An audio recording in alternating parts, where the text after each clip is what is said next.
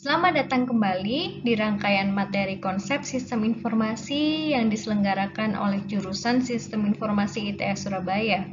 Kali ini adalah materi tentang Customer Relationship Management atau bahasa Indonesianya adalah manajemen hubungan pelanggan. Kita ingat kembali ya, segitiga manajemen yang sudah kita bahas di materi sebelumnya, yaitu membagi organisasi menjadi level yang horizontal. Bisa kita lihat seperti ini.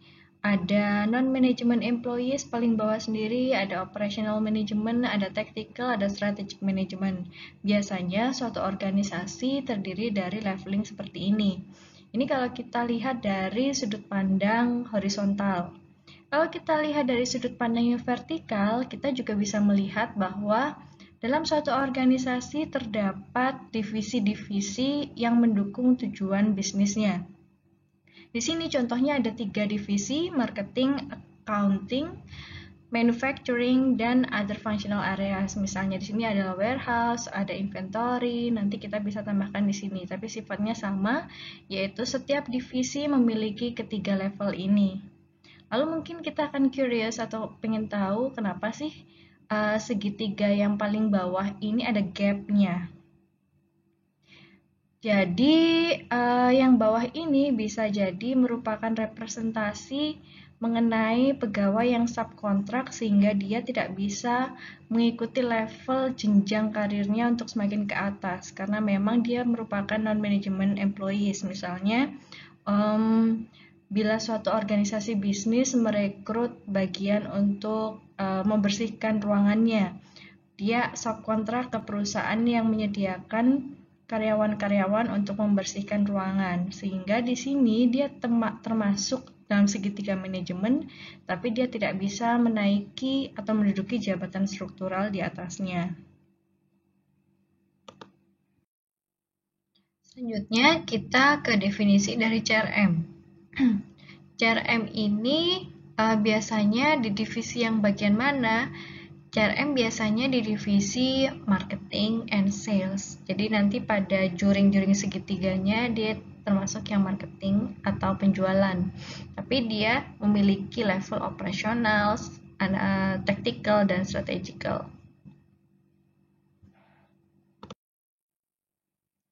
Yang perlu kita ingat bahwa CRM itu berbeda dengan sistem CRM dan berbeda juga dengan software CRM.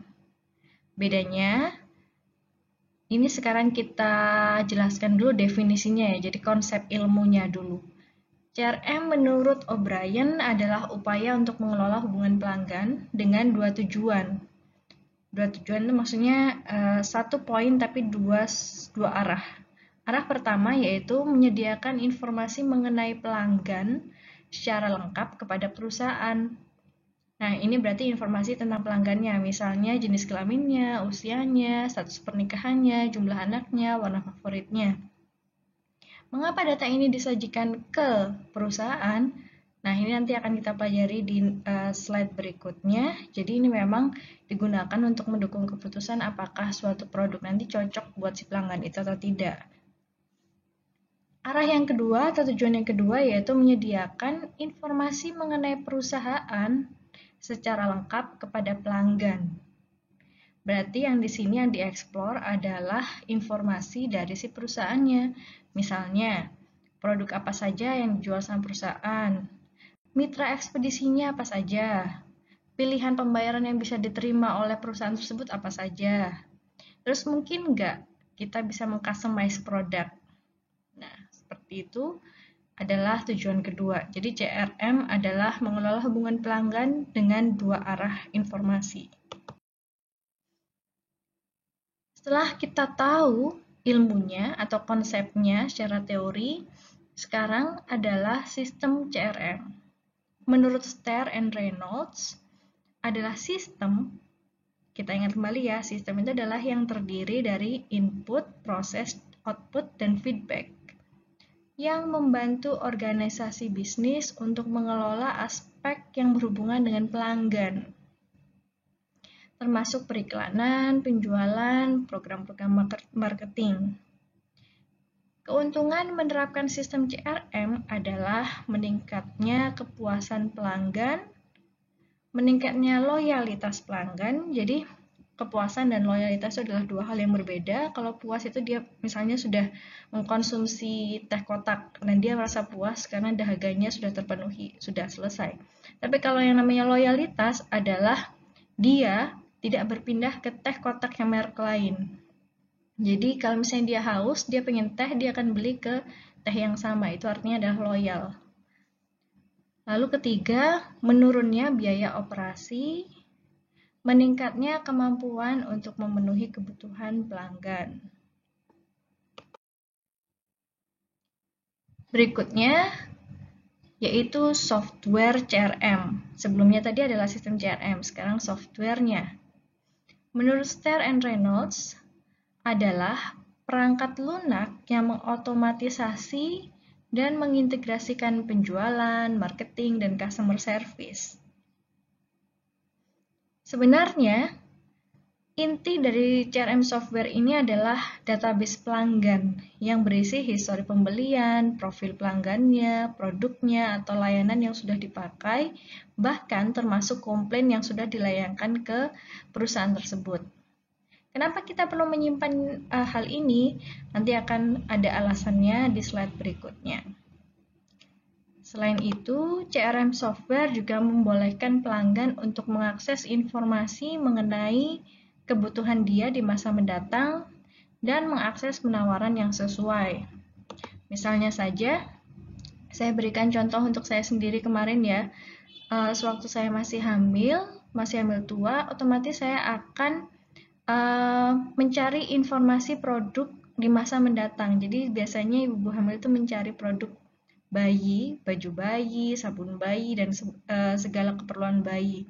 Sehingga yang muncul di penawaran iklan yang muncul di sosial media saya otomatis yang berhubungan dengan bayi. Jadi ini adalah bisa mengcustomize kebutuhan pelanggan untuk masa mendatang, tidak hanya masa saat ini saja. Lalu ini CRM, ini summary-nya, ringkasannya. Jadi kalau CRM-nya itu adalah konsep, teori, ilmu yang berhubungan dengan pelanggan. Sistemnya adalah integrated process business, marketing, sales, service dalam suatu organisasi bisnis. Lalu CRM-nya, software CRM-nya yaitu web atau aplikasi yang digunakan oleh perusahaan dalam melakukan profiling kepada pelanggan dan sebaliknya. Berikutnya, kita belajar mengenai tahapan hubungan pelanggan dengan company atau perusahaan. Ini menurut O'Brien, nanti setiap buku CRM memiliki definisinya masing-masing mengenai tahapan hubungan ini, tapi intinya sih sama aja, ada 3 tahapan ini. Yang perlu kita lihat adalah yang paling atas. Jadi tahapannya adalah yang pertama acquire, lalu enhance, dan retain. Acquire artinya mendapatkan. Organisasi tersebut mendapatkan pelanggan baru untuk membeli produknya. Bagaimana caranya? Caranya adalah melakukan direct marketing. Misalnya direct marketing ini menawarkan produk langsung ke calon konsumennya. Kalau sudah terbeli produknya oleh si konsumen tersebut, berikutnya adalah enhance, yang tahapan kedua. Dalam enhance, ada 2 aktivitas. Yang pertama, yaitu aktivitas pembelian ulang, dan yang kedua adalah aktivitas untuk menjaga kepuasan si pelanggan agar tetap positif. Kenapa perlu ada 2 aktivitas ini dalam tahapan enhance? Yang pertama adalah kalau kita ingin pelanggan ini membeli ulang kepada kita, maka kita harus membuatnya positif dulu atau puas dulu terhadap layanan dan produk kita. karena dia tidak mungkin akan membeli ulang kalau dia tidak puas. Nah, kalau kita sudah mampu menjaga kepuasannya, kita bisa punya dua opsi lagi, yaitu cross-sell dan upsell. Tentu kita pernah ke layanan makanan cepat saji. Ini saya langsung sebut merek aja ya. Jadi misalnya contohnya cross-sell. Misalnya kita sudah di meja kasirnya McD gitu, biasanya mbaknya nawarin, nggak sekalian sama es krimnya. Nah, padahal yang kita beli burger misalnya. Itu namanya cross-sell, yaitu menjual barang yang berbeda dengan tujuan untuk meningkatkan profit perusahaan. Juga tujuannya untuk mengingatkan si pelanggannya, jangan-jangan dia lupa nggak beli es krim. Kalau misalnya diingatkan kan jadi lumayan. Nah, kayak gitu. Itu namanya menawarkan atau menjual dua barang yang berbeda pada satu waktu. Atau misalnya waktu kita ke Indomaret di kasirnya, kita akan ditanyai, nggak sekalian beli pulsanya kak. Nah, seperti itu adalah cross-sell. Lalu yang mana yang upsell? Nah, upsell ini saya contohkan kalau kita sedang beli pizza di Pizza Hut. Jadi misalnya kita cuma beli yang porsi personal aja, yang paling kecil. Terus si mbak penjualnya menawarkan, apa nggak di upsize sekalian, jadi size yang medium atau yang large. Nah, berarti dia menjual barang yang sama, yaitu pizza dengan rasa yang sama, tapi size-nya dibesarin atau kuantitasnya dibesarin. Ini juga contohnya kalau pas di McD kita beli Coke yang kecil, lalu dia akan menawarkan, cuman nambah 5.000 kita bisa upsize loh kak, jadi ukuran yang large. Nah, itu dia berarti melakukan upsell. Barang yang sama tapi kuantitasnya diperbanyak, otomatis kalau kuantitasnya diperbanyak, maka customer juga akan membayar lebih. Lalu tahap berikutnya yaitu retain. Retain ini artinya mempertahankan. Jadi software dan database pelanggan yang sudah kita punya akan kita gunakan untuk melakukan proactive service. Proaktif ini artinya yang dia inisiatifkan sendiri. Jadi pelanggannya itu nggak lagi butuh atau ingin beli apa-apa, tapi perusahaannya mencari peluang sendiri dengan cara proaktif dan mengekspor database pelanggan untuk menawarkan barang yang mungkin akan dibutuhkan oleh pelanggan tersebut. Misalnya dengan cara memilih siapa pelanggan yang loyal dan profitable. Pelanggan yang memperoleh label ini, dia akan merasa diperhatikan, lalu dia akan merasa senang karena dia dibedakan dengan customer lainnya, sehingga dia akan tertarik untuk membeli barang-barang yang mungkin belum dia butuhkan untuk saat ini misalnya. Atau dia tertarik membeli karena dengan tujuan yang lain. Jadi untuk retain ini adalah menggunakan proactive service, menggunakan atau melakukan mining, profiling dari database pelanggan yang sudah dimiliki oleh perusahaan tersebut. Ada juga yaitu fitur dari retain ini adalah bisa melakukan personalisasi. Jadi karena tadi pelanggannya sudah dilabeli sebagai pelanggan yang loyal dan profitable bagi perusahaan, dia jadi bisa mengcustomize atau memiliki hak yang lebih dari customer lainnya. Misalnya nih, kalau customer lainnya setelah order, customer tersebut harus ambil ke tokonya. Tapi untuk pelanggan yang sudah di tahap retain, dia bisa dikirim langsung, diorderkan ekspedisi dan dikirim sampai ke rumahnya, sehingga pelanggan nggak perlu langsung ke toko untuk mendapatkan barang yang sudah diorder. Lalu yang bagian bawah, Konsep dari CRM ini sebenarnya adalah Shared Customer Data dan Collaborative Service. Jadi, ini adalah tingkatan yang lebih lanjut dari CRM Integrated Solution ketika software dan database CRM-nya tidak hanya dipakai dalam satu organisasi saja, tapi dia bisa di-share ke organisasi yang lain. Misalnya adalah shared customer data. Contohnya, ketika saya membeli bumbu masakan di suatu toko online, saya mungkin akan mencari jahe, lengkuas, kemiri di toko rempah 123 misalnya. Tapi ketika saya mencari jinten, toko tersebut tidak menjual, mungkin barangnya habis atau kenapa.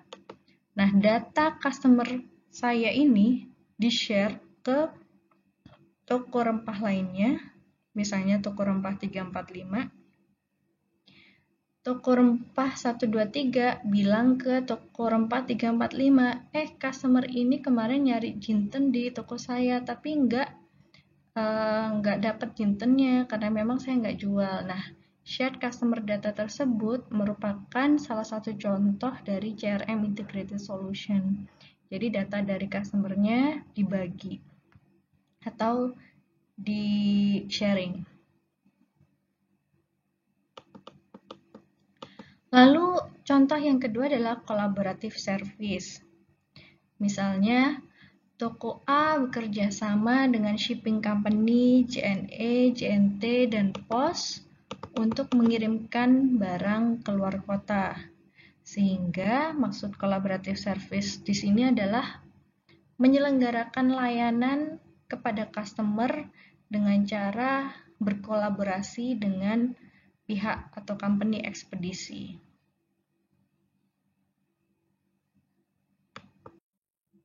Nah, kalau tadi saya cerita bahwa ada 3 hubungan pelanggan dengan perusahaan, di buku-buku itu biasanya cuma ada 3, tapi namanya dirubah sedikit, tapi maknanya tetap sama, yaitu acquire, enhance, dan retain. Nah, ini adalah salah satu contoh tahapan hubungan pelanggan yang tahapannya bukan 3, melainkan 6. Pertama, tahapannya kita mulai dari bawah dulu, yaitu prospek. Prospek adalah seseorang yang belum melakukan bisnis dengan kita, tapi bisa jadi dia akan bertransaksi dengan kita di masa yang akan datang. Jadi ini keywordnya adalah has yet. Berikutnya buyer. Buyer adalah orang yang sudah pernah melakukan bisnis dengan kita sekali. Baru sekali dia beli atau bertransaksi. Lalu tahapan berikutnya adalah client. Client adalah orang yang berulang kali bertransaksi dengan kita, repeat customer, tapi kepuasannya atau thinkingnya masih negatif sampai netral. Jadi dia belum positive thinking dengan organisasi kita. Mereka mungkin masih membanding-bandingkan organisasi kita dengan organisasi serupa yang lainnya. Tahapan berikutnya adalah supporter. Supporter ini jelas dia sudah repeat customer, dia sudah menyukai atau mulai berpositive thinking terhadap organisasi kita, tapi dia masih pasif. Artinya dia masih menyimpan positive thinkingnya itu untuk dirinya sendiri. Jadi dia, oh ya, aku kayaknya udah cocok nih sama program ini atau produk ini, tapi dia masih belum pede untuk membagikan pengalamannya atau mengajak orang lain untuk memakai produk yang sama. Berikutnya adalah advokat, yaitu sudah mulai aktif recommends. Jadi dia sudah mulai mengajak orang lain terdekatnya untuk membeli ke perusahaan yang dia puas produknya atau layanannya. Berarti dia sudah mulai aktif. Selanjutnya adalah partner. Nah, kalau sudah partner ini, dia biasanya sudah membeli dalam jumlah yang banyak, lalu dia sudah mengikuti program-program marketing yang ada dalam perusahaan. Jadi dia tidak hanya sebagai pembeli saja 1-2 kali, tapi dia mungkin sudah membantu menjualkan dalam skala yang banyak. Sehingga di sini perusahaannya juga akan merasa diuntungkan dengan adanya partner ini. Lalu ini adalah grafik yang menjelaskan hubungan non-linear antara pelanggan yang kembali pembeli dengan tingkat kepuasannya. Ini misalnya saja di sumbu Y-nya, misalnya dia baru beli sekali. Kita tarik garis seperti ini. Oh, kepuasannya cuma 4 lebih lah. Ya, netral-netral dikit, agak positif. Ketika dia sudah membeli yang kedua kalinya, nah, maka kepuasannya ini sudah sekitar 5,5. Naik, meningkat. Ketika dia repeat order yang kedua. Ini saya bikin garisnya agak bengkok dikit ya, nggak precise, nggak apa-apa ya. Lalu dia beli yang ketiga. Nambah lagi kepuasannya, masih sama kepuasannya, tapi ketika dia sudah membeli untuk yang keempat dan kelima, pertambahan kepuasannya tidak terlalu signifikan dibandingkan ketika dia beli yang kedua atau beli yang ketiga. Artinya apa? Artinya adalah ketika customer sudah repeat order berulang kali, maka kepuasannya itu sudah notok, sudah tidak bertambah begitu banyak. Sehingga dapat dipastikan dia juga akan beli ke 7 ke 8 kali untuk di masa mendatang. Karena dia sudah puas, sudah sampai di mendekati angka very satisfied, sampai yang paling notok kanan.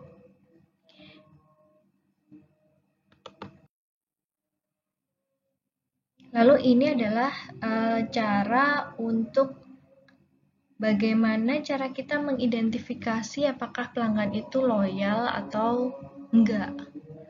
Ini teori dari Battle. Battle memiliki 3 ukuran atau 3 parameter, yaitu resensi, frekuensi, dan monetary. Resensi adalah kapan pelanggan tersebut terakhir membeli produk. Semakin terkini dia beli, semakin tinggi faktor ini.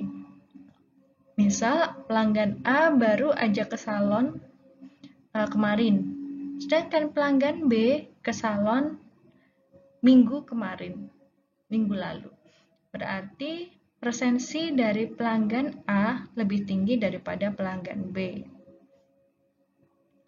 Yang kedua yaitu frekuensi. Berapa kali pelanggan tersebut melakukan pembelian dalam kurun waktu tertentu, misalnya dalam waktu setahun, dalam waktu 3 tahun. Semakin sering pelanggan membeli, maka semakin tinggi faktor ini. Monetary, yaitu berapa total nilai uang yang telah ia belanjakan untuk membeli produk di perusahaan kita, juga dalam kurun waktu tertentu. Semakin besar total nilai uang yang dibelanjakan, semakin tinggi faktor ini. Jadi misalnya Ibu A beli tas seharga 500.000, sedangkan Ibu B beli scarf 50.000. Berarti Ibu A memiliki nilai monetary yang lebih tinggi ketimbang Ibu B. Setelah tadi kita mengenal tahapan hubungan pelanggan, lalu kita mengenal juga apa yang disebut dengan pelanggan loyal, maka berikutnya adalah CRM programs. Nah, berikut ini adalah plus dan minus dari CRM programs atau CRM strategies. Pertama, kalau kita lihat dari grafik ini, CRM ini yang warnanya biru ke atas. Sedangkan yang traditional marketing yang belum menggunakan CRM, ini yang warna kuning ke kanan. Kalau kita lihat sisi baiknya, yaitu CRM strategis ini keuntungannya lebih tinggi. Dia melambung ke atas. Kita bisa recall dari grafik yang sebelumnya, karena dia satu pelanggan melakukan repeat order beberapa kali, otomatis kepuasannya juga akan meningkat. Namun yang traditional marketing yang ke kanan, ini kepuasannya stagnan di 4 atau 3 atau netral. Karena traditional marketing ini adalah menjual satu produk ke banyak pelanggan, sehingga targetnya adalah paling enggak pelanggan sudah membeli produk kita. Kita ingat lagi ya grafik yang non-linear tadi, kalau pelanggan sekali membeli produk ke company kita, maka kepuasannya pada set pertama itu sekitar 4,5, jadi masih netral. Sehingga di sini tingkat kepuasannya masih di tengah-tengah di sini. Lalu berikutnya yaitu sebaran pelanggan. Sumbu X-nya adalah sebaran pelanggan. CRM strategis sebaran pelanggannya di tengah-tengah di sini. Sedangkan traditional marketing sebaran pelanggannya sampai tak hingga menuju ke kanan. Artinya, sebaran pelanggan traditional marketing memang lebih besar ketimbang CRM strategis. Kenapa? Karena dia menggunakan metode periklanan yang masif sehingga dia bisa mendapatkan 1.000 atau 2.000 pelanggan dalam waktu yang instan. Berbeda dengan CRM strategis, kita tentu masih ingat untuk mencapai level partner atau advokat yang bisa actively recruiting pelanggan baru kepada kami, itu butuh leveling, jadi butuh repeat ordering berulang kali, butuh komunikasi yang intens dengan pelanggan, butuh memperhatikan pelanggan sesuai dengan profil yang dia punya. Otomatis itu kan membutuhkan effort yang banyak ya, berbeda dengan hanya menyebarkan iklan sekali di TV yang mahal. Oleh karena itu, persebaran pelanggan dari CRM strategis tidak sepesat traditional marketing. Tapi dengan pelanggan yang jumlahnya sedikit tadi, keuntungannya lebih banyak. Nah, traditional marketing di sini dikatakan mengurangi keuntungan karena pembeli baru mencoba produknya sekali, yang 1.000 pembeli mencoba produk sekali, tapi dia belum tentu repeat order untuk produk yang lainnya. Sehingga keuntungannya tadi, dia membeli sekali tapi dikurangi dengan biaya iklan yang masif di televisi, sehingga itu dapat mengurangi keuntungan. Kalau CRM strategis adalah memiliki semboyan bahwa satu pelanggan mengkonsumsi atau membeli banyak produk di kita. Sehingga mungkin pelanggannya cuma 10, mungkin 20, tapi dia karena sudah puas, dia jadi membeli produk-produk lainnya. Jadi misalnya sudah puas dengan produk shampoo-nya, tapi dia ingin coba atau ingin merasakan produk untuk body wash-nya, misal untuk yang parfumnya, untuk yang lain-lainnya. Jadi keuntungannya meningkat dari pelanggan yang sudah puas dan membeli produk lain yang diproduksi oleh perusahaan tersebut. Sekarang kita summary, kita intisarikan. Sisi baiknya dari CRM adalah mengurangi biaya marketing karena dia tidak perlu iklan yang masif, justru pelanggannya sendiri yang sudah puas akan mengiklankan produknya tanpa diminta. Otomatis ini mengurangi biaya marketing banget ya, apalagi kalau pelanggannya yang bilang. Jadi sepertinya jujur gitu testimoninya. Karena kita punya database pelanggan merasa diperhatikan lebih, sehingga penawaran produk sesuai dengan profil dan kebutuhan pelanggannya. Oleh karena itu, kepuasan pelanggan jadi meningkat. Sisi minusnya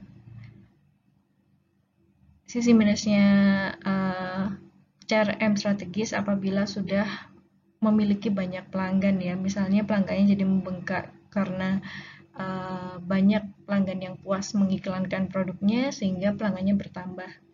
Sisi minusnya adalah ketika pelanggannya semakin bertambah, maka dibutuhkan biaya ekstra untuk memberikan perhatian ke satu persatu pelanggan, karena seperti kita tahu masing-masing individu itu berbeda-beda kebutuhannya dan berbeda-beda psikologisnya, sehingga kita harus cari cara masing-masing agar dia tetap positive thinking dan tetap actively recruit tanpa kita minta. Nah, itu juga butuh biaya ekstra ketika pelanggannya sudah mulai banyak. Sisi minusnya lagi, pertambahan pelanggan tidak sepesat traditional marketing. Itu dia plus dan minus dari CRM strategis atau CRM program. Berikutnya, ini merupakan alasan-alasan perusahaan mengapa dia butuh mempertahankan pelanggan lama atau pelanggan yang baru dia dapatkan, dia sudah bertransaksi sekali. Kenapa sih perusahaan butuh dia untuk dipertahankan? Nah, ini berdasarkan riset, ternyata dibutuhkan biaya 6 kali lipat untuk menjual produk ke pelanggan baru ketimbang ke pelanggan lama. Jadi karena pelanggannya tadi sudah dapat informasi dari perusahaannya, sudah tahu shippingnya seperti apa, pembayarannya seperti apa, kualitas produknya seperti apa, jadi dia tidak perlu mendapatkan informasi ulang. Dan untuk merekrut pelanggan yang baru itu dibutuhkan 6 kali lipat biayanya. Pelanggan yang kecewa, ini yang kedua, pelanggan yang kecewa akan memberitahukan kekecewaannya ke paling tidak 8-10 teman terdekatnya. Sehingga perusahaan butuh untuk memaintain positive thinking dari pelanggan dengan cara memberikan perhatian lebih sesuai dengan profilnya. Karena kalau tidak, dia akan berbalik untuk tidak mempromosikan produknya. Dan dia biasanya akan memberitahukan ke 8-10 temannya. Perusahaan dapat meningkatkan profitnya sebesar 85% dengan hanya mempertahankan 5% pelanggannya aja. Jadi misalnya tadi dengan program marketing tertentu, dia dapat 100 pelanggan baru. Kalau kita bisa mempertahankan 5 saja untuk repeat order ke kita, maka company bisa mendapatkan peningkatan profit sebesar 85%. Berikutnya, kemungkinan terjualnya produk ke pelanggan baru adalah 15%. Sedangkan menjual produk ke pelanggan lama adalah 50%. Jadi kalau kita punya produk lagi, atau misalnya produk baru, misal menjualnya, peluang terbelinya adalah 15% kalau ke pelanggan baru. Jadi misalnya saya promo produk baru ke 100 pelanggan, 100 calon pelanggan. Ternyata cuma 15 aja yang beli. Tapi kalau saya mempromosikan produk ke 100 pelanggan lama, ternyata peluang terjualnya adalah 50% atau 50 dari 100 pelanggan lama akan membeli produk tadi. 70%, ini berikutnya, 70% dari pelanggan yang komplain akan bertransaksi kembali apabila komplain mereka diperhatikan. Jadi mengapa di botol-botol atau di kardus-kardus itu ada nomor telepon untuk customer care yang akan komplain? Ternyata ada landasan ilmunya bahwa 70% pelanggan yang komplain itu dia mau kok sebenarnya beli lagi kalau komplain mereka diperhatikan. Jadi mereka komplain itu bukan cuma numpang marah-marah atau numpang apa, tapi karena dia mengungkapkan saran untuk company tersebut dengan cara komplain. Saran tersebut bisa digunakan sebagai feedback yang positif bagi perusahaan untuk memperbaiki prosesnya, memperbaiki outputnya, atau memperbaiki inputnya.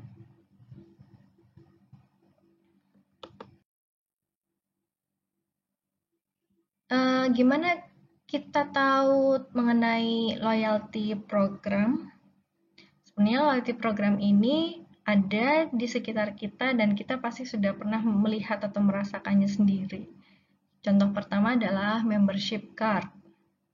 Membership card ini adalah kartu langganan atau kartu, misalnya kita berobat ke rumah sakit tertentu, kita bawa membership card, itu isinya adalah nomor pelanggan sebenarnya kan membership card itu.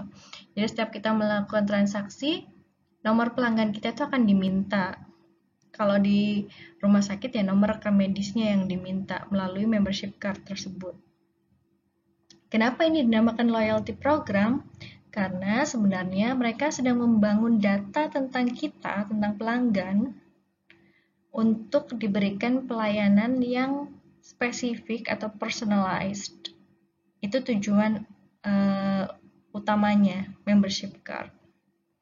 Misalnya kalau kita ke Alfamart, setiap kali kita bawa membership card, setiap kali kita ke kasir, dia akan nge-scan membership card tersebut, sehingga nanti diketahui pembeli A akan membeli barang-barang ini. Sehingga nanti kalau ada promo, maka pembeli A, pembeli C, pembeli F, itulah yang cocok untuk promo ini. Nah, seperti itu. Itu bisa diketahui dengan memiliki membership card. Kalau misalnya saya pembeli reguler yang nggak punya membership card, otomatis record pembelinya kan tidak tersimpan di database mereka. Jadi dia kalau misalnya ada promo apa-apa, dia tidak tahu harus diberikan ke siapa yang tepat. Itulah fungsi dari membership card, baik dari sudut pandang pelanggan maupun sudut pandang company-nya. Lalu yang kedua adalah cashback dan system points. Nah, ini misalnya contohnya saja, ini saya sebut merek nggak apa-apa ya. Jadi, ketika saya ingin ngisi pulsa atau ngisi token listrik, ada beberapa cara listrik yang token. Jadi, entah melewati OVO atau lewat Tokopedia. Nah, saya lebih cenderung ke Tokopedia dulu. Kenapa? Karena nanti saya dapat cashback-nya. Cashback-nya bisa dipakai untuk pembelian lain. Atau sistem points-nya juga bisa digunakan untuk pembelian yang lain. Berbeda dengan OVO misalnya. Tapi kalau misalnya ternyata OVO punya sistem cashback dan sistem points, tolong saya dikomplain ya. Jadi, dari program cashback dan sistem point aja dia bisa mengubah kebiasaan membeli token listrik seorang pelanggan. Jadi ini memang contoh program-program untuk menarik loyalty atau melakukan transaksi ulang pada suatu company.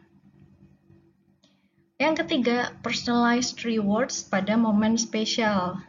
Karena data-data kita tadi itu sudah disimpan pada perusahaan melalui membership card atau melalui form, maka mereka tahu kapan ulang tahun kita, kapan ulang tahun pernikahan kita, kapan ulang tahun anak-anak kita, sehingga mereka bisa memberikan kado yang spesial. Tentu saja kado tersebut ada logo perusahaannya ya, kepada kita supaya kita merasa diperhatikan. Ini contohnya ketika kemarin saya belanja ke baby shop, ulang tahun saya kan 3 Oktober. Nah, 1 bulan tersebut mulai dari tanggal 1 Oktober sampai 31 Oktober, saya bebas mendapatkan diskon 20% dengan membawa kartu tentunya di baby shop tersebut. Lalu shipping cost free, misalnya saja ini contohnya adalah Amazon Prime yang bisa bertransaksi dari mana aja, biaya delivery-nya free dengan catatan-catatan tertentu. Lalu ada yang loyalty program, contohnya donation. Donation ini kemarin saya lihat Instagramnya Mbak Najwa Shihab ya, dia mempromosikan sepeda, tapi di sana ada gambar gajahnya. Nah, ternyata sepeda tersebut memiliki link dengan donasi untuk penangkaran gajah atau seperti apa gitu. Jadi karena tidak semua pelanggan itu money oriented atau service oriented, ada juga ternyata yang memikirkan mengenai lingkungan, mengenai charity, sehingga untuk loyalty program yang donation ini bisa mencakup pelanggan-pelanggan yang bukan money oriented atau service oriented, melainkan untuk charity, atau dia sukanya menjaga lingkungan dengan baik. Sehingga saya juga pernah lihat ada iklannya, cuman beli kalung atau gelang aja, itu bisa berkontribusi untuk membersihkan ocean. Nah, seperti itu. Lalu yang terakhir adalah pride. Pride ini biasanya bisa kita temui pada pelanggan fanatik Apple yang dia kalau nggak beli Apple itu ada yang kurang gitu. Jadi misalnya handphonenya harus Apple, laptopnya harus Apple, iPadnya harus Apple, iPodnya harus Apple juga. Jadi semua produknya itu semuanya Apple. Padahal kalau dilihat dari segi fungsinya juga nggak jauh-jauh dari handphone lainnya. Dan justru Apple ini lebih mahal.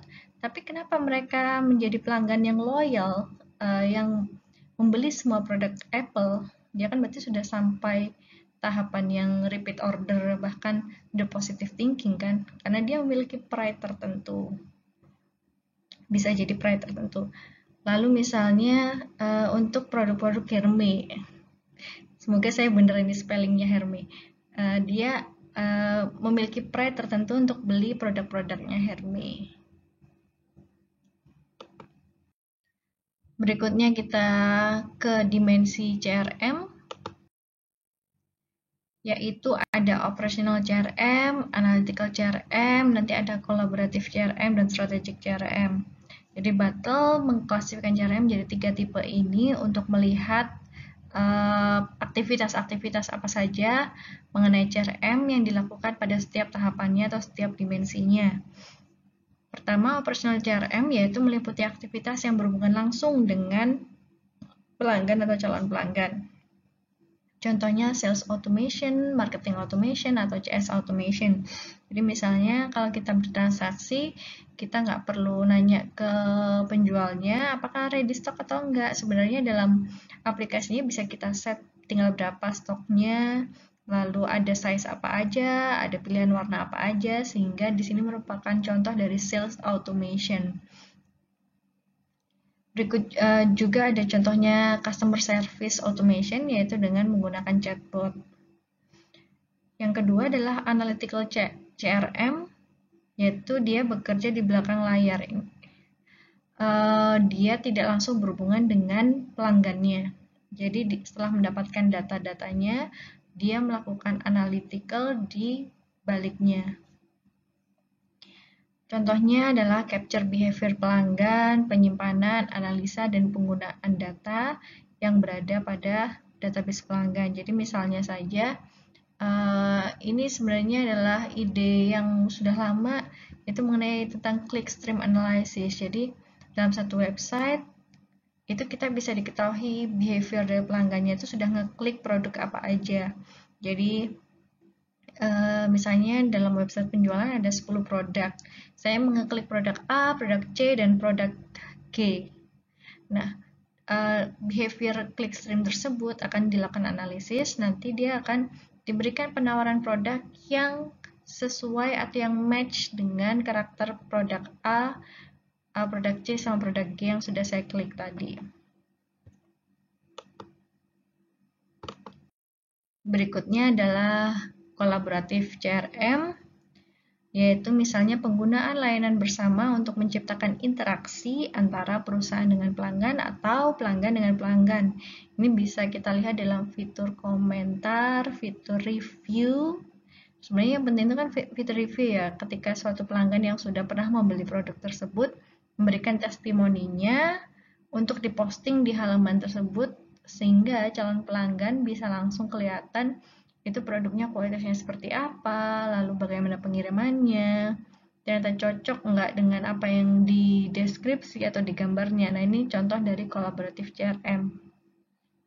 Yang terakhir yaitu strategic CRM yang paling ujung atas dari segitiga manajemen, yaitu yang meliputi keputusan-keputusan strategis namun berdampak besar kepada pelanggan. Misalnya, saya pernah beli lipstick karena warnanya bagus sekali, saya melakukan repeat order. Ternyata lipstick itu sudah discontinue. Nah, keputusan untuk mendiscontinue produk tersebut ada di level strategis. Mengapa?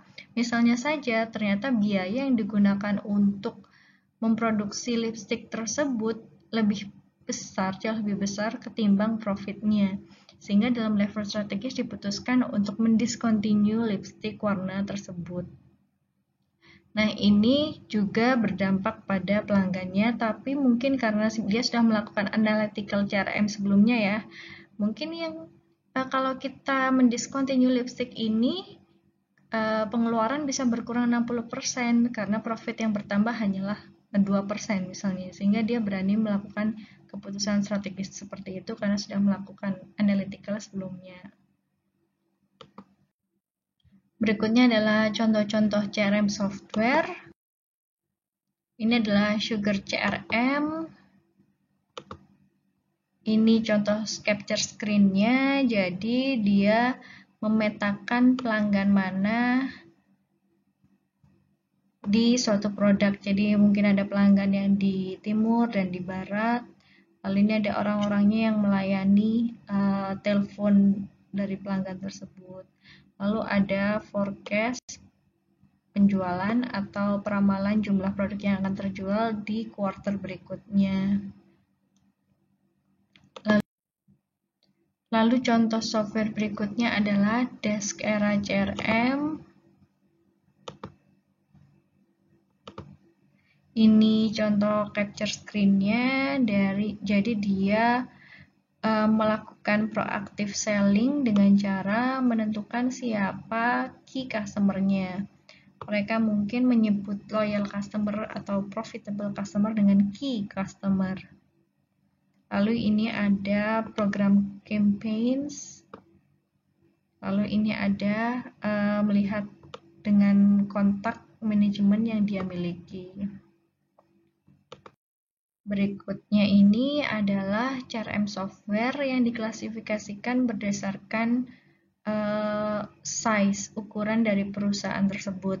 Mengapa perlu dibedakan antara large enterprise dan small atau medium enterprise atau yang biasa kita kenal dengan UKM? Kenapa perlu dibedakan? Karena memang seperti yang sudah saya ceritakan tadi ketika membaca grafik, CRM strategis ini akan sulit diterapkan untuk perusahaan besar yang memiliki produk yang banyak dan memiliki pelanggan yang juga banyak. Oleh karena itu, perlu dibantu oleh software agar tetap memberikan kualitas perhatian yang baik kepada masing-masing pelanggan sesuai dengan profilnya. Otomatis, softwarenya juga akan berbeda. Yang sebelah kiri, large enterprise, ini daftarnya softwarenya. Yang sebelah kanan untuk small and medium enterprise. Sebelah kanan ini yang large sebelah kiri, yang medium dan small sebelah kanan. Sampailah kita di penghujung video. Jadi pada slide ini kita sudah membahas definisi mengenai CRM secara teoritis, sistem CRM, dan software CRM. Selain itu, tadi kita juga sudah mengenal tahapan hubungan pelanggan. Ada yang 3 tahap, ada yang 6 tahap, tapi mostly dia 3 tahap. Lalu ada mengenal CRM programs, kita juga sudah menganalisis plus dan minusnya dari organisasi yang menggunakan CRM programs dan tidak menggunakan CRM programs. Ada juga tadi dimensi CRM, kita membahas setiap level CRM. Jadi ada di operational CRM, analytical CRM, collaborative CRM, dan paling atas yaitu strategical CRM. Dan yang terakhir, kita tadi juga memberikan daftar mengenai CRM software. Mata kuliah CRM ini merupakan pengantar dari mata kuliah manajemen hubungan pelanggan yang diajarkan pada semester 7. Jadi mata kuliah MHP ini dinaungi oleh Lab System Enterprise, biasanya akan menghasilkan tugas akhir yang contohnya menemukan siapa key customer-nya berdasarkan beberapa ukuran. Tadi kita sudah mengenal resensi, frekuensi, monetary. Nanti akan ada paper-paper baru yang melihat dari parameter yang lain tapi mengombinasikan ini. Jadi misalnya ada parameter length, ada parameter quantity atau quality. Nah, juga menentukan produk apa yang cocok diberikan atau ditawarkan untuk cross-sell dan upsell. Biasanya kita menggunakan teknik data mining untuk menemukan informasi atau knowledge seperti ini.